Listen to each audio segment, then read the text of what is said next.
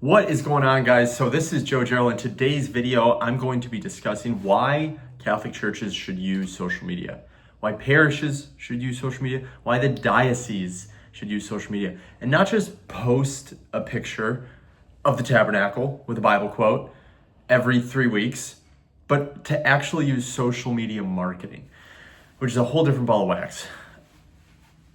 I think, and I'm not even kidding, I truly believe in my heart of hearts, the secret to curing the vocation crisis in the church and the priestly crisis, not having enough priests, is social media marketing. I do believe that, okay? And I'm gonna explain in this video why. I'm gonna try to talk about why Catholic parishes should use social media marketing as a whole, but I'll try to spend some time on strictly vocation directors and dioceses using it, okay? So let's break it down. I want to start with a story. I went to go talk to a priest and a parish in California once because they were struggling with social media. They know I do social media. They were like, I feel like we should do something with this. I don't really know what. Can we meet? So I met with them. I said, what's the problem? And they said, we have 16,000 families in our parish and we can't get volunteers. 16,000 families and we can't get volunteers. We can get the 70-year-olds to pop up, help us out, but no young people are helping us out. And sure enough, I went on their Facebook, nothing. Went on their Instagram, nothing. YouTube, nothing. And to me, it's so obvious, social media. But the thing that kind of struck me was that they knew they have to do more with social media and they just didn't know what to do. And that's why they brought me in. So let's kind of just take a step back for a second. The Catholic Church, a Catholic parish, is not a business, but it has a lot of business qualities, right? It has to outreach people, kind of like marketing. It has a service to fulfill, kind of like a business has a service to fulfill, kind of like the sacraments, like we go to Mass, the priest has to be there, right? It has operations, it has a back end, payroll, admin tasks. So there's a lot of similarities. When it comes to marketing, now, we're not marketing a product and getting people to buy it on a sales call or something, but we do have to market. What does market mean? To make known. Advertise literally means to make known, okay? Word on Fire is running 135 Facebook ads right now. They're making themselves known. It's a good thing. I like it. I wish they ran 235. I like Word on Fire. And keep in mind, Word on Fire did 14 million last year. So it's good. We like that. The reason that we're talking about marketing is because churches already market. By and large, Catholic churches do lots of marketing, but just the wrong way and to the wrong people. The bulletin is a marketing tool, right?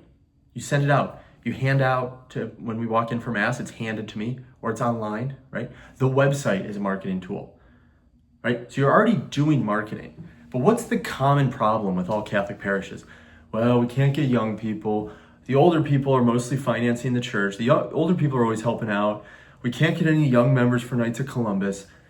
We can't get altar servers. But just think of how you're marketing. You're doing what I would call old people marketing. You're giving bulletins. I can't remember the last time I held paper in my hand, except for Sunday Mass, okay? So here's the problem. If you market the old way, you'll get the old people. Am I saying you shouldn't market the old way? Kind of, because here's why. I know what you're thinking, well, they're the ones with the money. They're the ones that will help out. Pause. They'll help out regardless. A 70-year-old is gonna help out in their parish no matter what because they're getting on in years and they're realizing what's important and all that. So, market, even if you kept the bulletin, which we should, the bulletin's helpful, market to the young people, all right? And young people don't read the bulletin. Young people don't go on websites. Do you understand? You might have a website for your church, but how much traffic is driven to it? That's a very important question. I can't tell you how many priests I talk to, and they're like, well, yeah, I have a blog. How much traffic is driven to the blog? 0? You literally just tell your friends about it? You're wasting your time. Go do other tasks that are better, or route people to the website. So here's the thing. Social media is so good at routing people, right? Social media isn't the end goal. You get the views, you get the followers, and then we want to do something with them. We want to route them to the next step. And since we're all kind of, go and preach the gospel to all nations. The last step isn't Instagram. It's like to join this online community of the parish, or to sign up for this thing, or to go to this retreat, or whatever it is, the next step. So that's the secret. And the problem is young people aren't reading the bulletin, they're on social media. So you want to grow, here's the plan. You blow up on social media, the parish page, blow up the parish page on social media, all the young people are following, and then anything you need, you can route them from social media.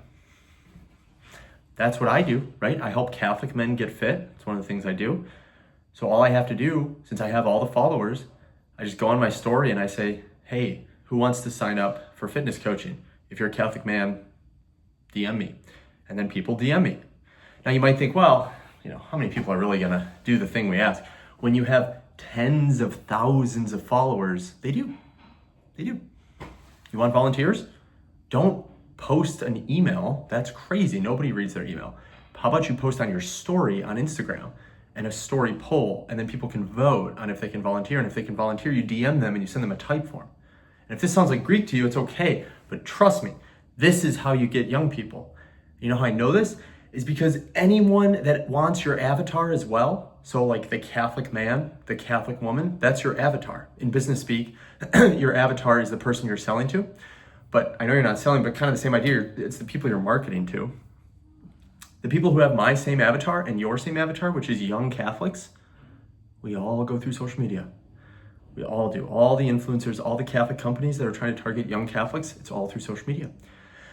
You're a little late to the party, and that's okay, because you're old school, you're traditional, I get it. Your pastor probably did things a certain way when you came in as an assistant pastor, that was how the way things were. But I'm telling you, this is the secret.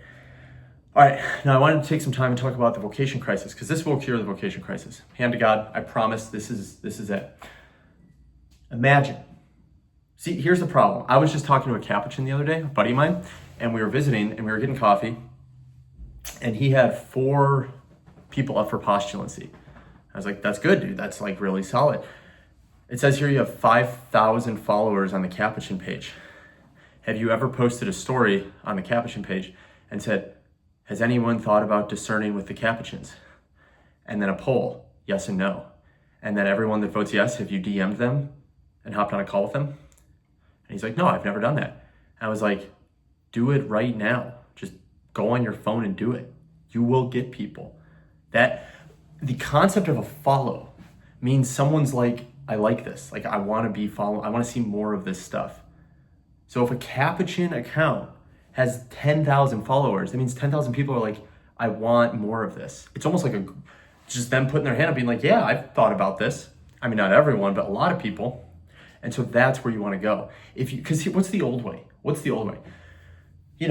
Someone comes, someone's hanging out at the young adult group, and then they hang out a little more, and then they become an altar server, and they start hanging out with the priest more, and then maybe they go visit the seminary, and then they have a conversation with the vocation director, and then they go have another visit to the seminary, and then they talk to their spiritual director, and it's like 6 months, and then boom, you got someone. I'm not saying that's the wrong way. That's like a great way, but that's not a way to handle volume, because there might be 500 other people in the metropolitan area where you live that are also interested, and you don't have a system to handle that much volume.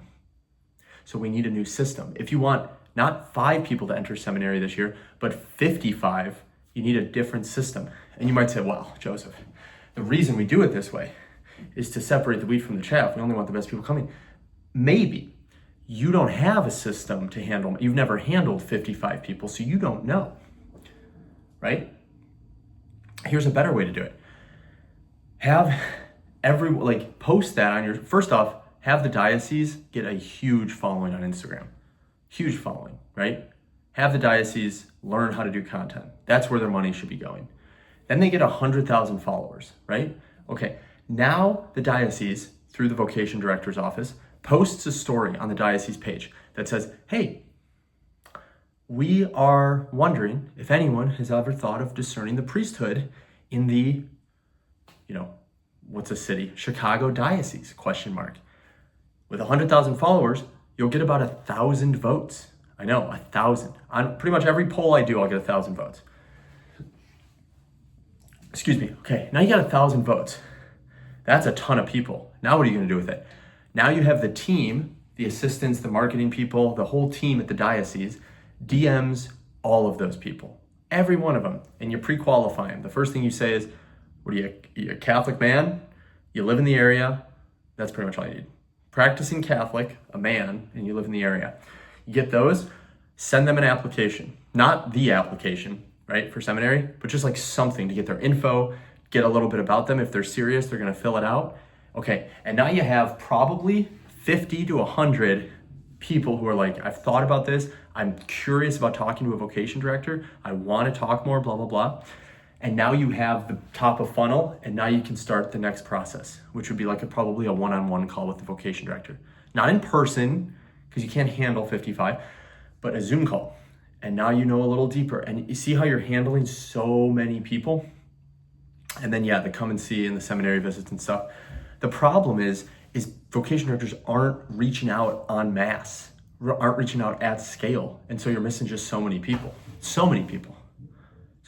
Yeah, like the old way is a good way, right? To like altar server and then all that. But there might be people that were like altar servers when they were 12 years old and then they stopped, but they've really been thinking about seminary. They just don't know anyone. And then boom, they see the story poll and they're like, you know what? Yeah, I am. Click. And then from that click, they get a DM, and the DM leads to the type form application. Okay, they fill out the type form application. Oh, booking a call with vocation director. I've already talked to the vocation director. Okay, well, there's a come and see, boom. And now he's at a come and see for 3 days at the friary or seminary, all because of a story poll. And you can do that with hundreds of people. And you might even think, and if you go a step further, there's plenty of people that are on like the fence that are like, yeah, I've thought about it, but it's not really my thing. But then if the diocese's content is so good and showing the beauty of the priesthood, showing the beauty of discernment and how amazing and happy the seminarians are, that's enough to get people to at least try seminary. Trust me, because that's how content works. Because people, they're like thinking about it, right? There's the stages of a lead from like business talk. I know it's not a business, but it's so similar to sales. You guys know it is. Let's just call a spade a spade. Getting people into seminary is very similar to sales. They're on like a level 2 lead. It's the content that makes people like, oh, to just tap that button for the story poll. If the diocese has 100,000 followers, you get 1,000 votes. 50 to 100 of those are qualified applicants. You're now having come and sees with 100 people. Or if you don't want to do that and you still just want 2 to 4 people joining seminary, which I think you want more, but if that's all you want, you now have such a larger pool to choose from. So much better, right? You only want the best. So now you get to pick from 100 people rather than like 4. So the big elephant in the room, how do you get 100,000 followers on Instagram? Well, you have to learn content. A lot of people just don't try to learn the art.